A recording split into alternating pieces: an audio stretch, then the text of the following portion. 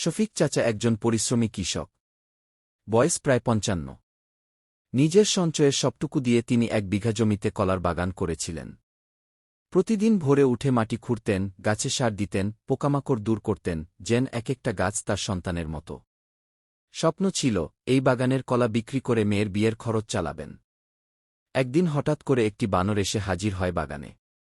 প্রথমে শফিক চাচা হাসলেন, একটা কলা খেলত কি, ভাবলেন প্রাণীটিও তো খেতে মন চায়। কিন্তু বানরটি পরের দিনও এল। তারপর নিয়মিত হতে লাগল। সে প্রতিদিন ১-২টা করে কলা নিয়ে চলে যেত।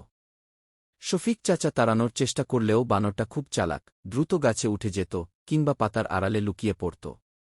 একদিন সকালে শফিক চাচা বাগানে গিয়ে দেখেন ভয়াবহ দৃশ্য। সেই বানর এবার পুরো একটি দল নিয়ে এসেছে। রাতের আধারে তারা বাগান তছনছ করে দিয়েছে। গাছের সমস্ত পাকা কলা ছিঁড়ে খেয়ে ফেলে রেখে গেছে। কিছু কলা আধা খাওয়া, কিছু মাটিতে গড়াগড়ি খাচ্ছে। শফিক চাচার মাসের পর মাসের পরিশ্রম এক রাতে শেষ। ভাঙা গাছের পাশে বসে থাকেন শফিক চাচা। চোখে জল। কেবল কলা খাওয়ার জন্য নয়, হারিয়ে যাওয়া স্বপ্নের জন্য তার কষ্ট। মেয়ের বিয়ের কথা মনে পড়ে।